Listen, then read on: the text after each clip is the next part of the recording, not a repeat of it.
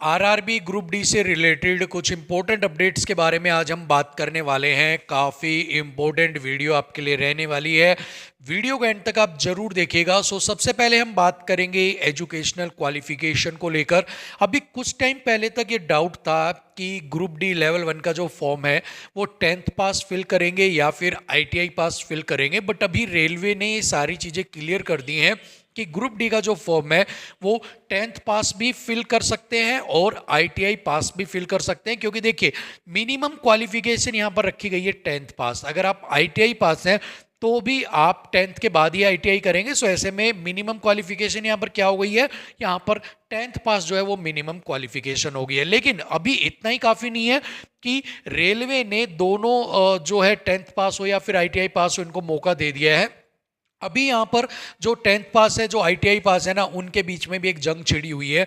ITI pass वाले candidates का कहना है कि ये जो फॉर्म है ये only and only ITI pass वालों के लिए होना चाहिए।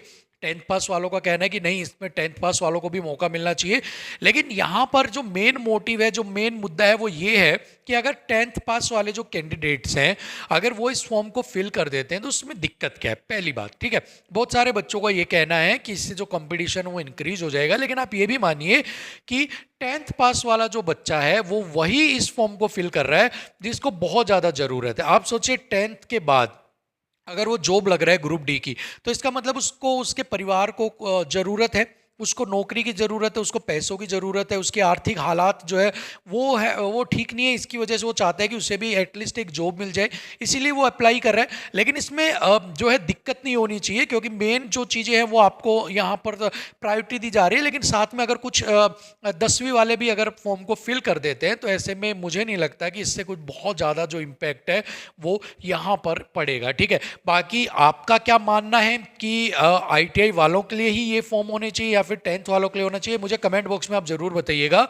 और आप क्यों ऐसा आपको लगता है कि हाँ, ये पर्टिकुलर सिर्फ एक ही पास वालों के लिए फॉर्म ओपन होना चाहिए, ये भी आप मुझे कमेंट बॉक्स में ज़रूर बताइएगा। सेकंड, हम बात करने वाले हैं वैकेंसी इंक्रीज को लेकर। एक वायरल नोटिस सामने आ रहा है जिसके अंदर कहा जा रहा है कि 32,438 से बढ़कर जो वैकेंसी है वो 58,242 हो गई है। लेकिन देखिए, इस नोटिस की अभी कोई भी आधिकारिक जो पुष्टि है वो नहीं की गई है। अभी आपको ये किसी भी ऑफिशियल वेबसाइट के ऊपर देखने को नहीं मिलेगा।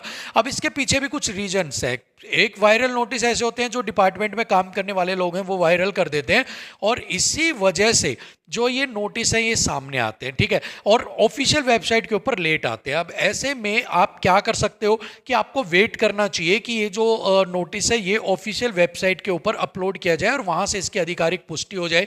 अभी होगा क्या कि आज संडे है, ठीक है, तो संडे को तो वैसे भी आपको पता है कि कोई भी ऑफिशियल काम नहीं होता है। तो मंडे या ट्यूसडे तक अगर ये नोटिस रियल होगा तो इसको आपको देखने को मिल जाएगा ऑफिशियल वेबसाइट के ऊपर। और अगर नहीं मिलता है तो जाहिर सी बात है कि ये जो नोटिस है फेक है। और जब कोई बड़ी भर्ती आती है तो उसके साथ इस तरह के जो नोटिस का जो सिलसिला है, फेक नोटिस का जो सिलसिला है, वो भी साथ में चलता रहता है। बट आधिकारिक ऑफिशियल वेबसाइट के ऊपर आने के बाद ही इसकी पुष्टि की जाएगी सही है या गलत है। लेकिन हाँ, इतने सालों बाद ये जो भर्ती आई है, इसके बाद यहाँ पर ये बात तो ठीक है कि भाई वैकेंसी इंक्रीज होनी चाहिए। और हम भी ये चाहते हैं कि वैकेंसी सिर्फ 58,000 नहीं, इससे ज़्यादा भी अगर कोई पद खाली है वो भी इसी भर्ती के अंदर इंक्लूड यहाँ पर कर दिए जाए। क्योंकि काफ़ी समय के बाद जब भर्ती आती है तो वहाँ पर बच्चों की जो तादाद है वो भी ज़्यादा हो जाती है, फॉर्म भरने वाले बच्चे भी ज़्यादा हो जाते हैं। और ऐसे में अगर आप मल्टी ब्रांच खोल रहे हो, चाहे 10th के लिए, आईटीआई के लिए, सो ऐसे में आपको यहाँ पर जो वैकेंसी की नंबर ऑफ वैकेंसी है वो भी अच्छे खासे यहाँ पर रखने चाहिए। ठीक है, सो रेलवे को बाकी जो पद है उनको भी इनमें ऐड ऑन करके वैकेंसी जितनी मैक्सिमम बढ़ सकती हैं उतनी वैकेंसी यहाँ पर बढ़ा देनी चाहिए। इसके बाद अगर हम बात करते हैं कंपटीशन को लेकर, तो देखिए कंपटीशन जो है वो अच्छा खासा आपको देखने को मिलेगा। पहली बात तो वैकेंसी काफ़ी साल बाद आ रही है तो इसकी वजह से भी आपको कंपटीशन देखने को मिलेगा। और हर एक बच्चा जो रेलवे की नौकरी की तलाश में है वो एक बार फॉर्म को जरूर डालेगा। क्योंकि इस समय में आप ये चीज़ जरूर देखिएगा कि इस समय में हालात ऐसे बने हुए हैं कि रोजगार की मारामारी हो रही है। ठीक है, तो ऐसे में कोई नहीं देख रहा है कि किस तरह की पोस्ट यहाँ पर आ रही है, क्या नहीं आ रही है। लेकिन यहाँ पर जो फॉर्म्स हैं वो अप्लाई जरूर किए जाएंगे।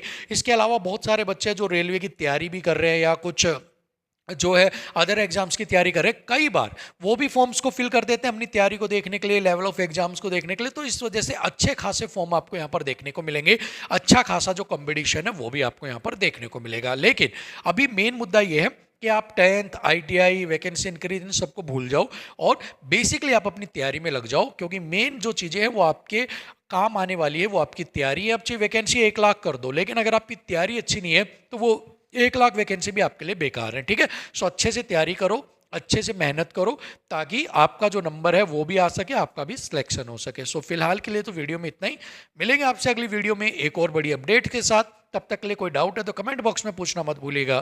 थैंक यू सो मच, नमस्कार।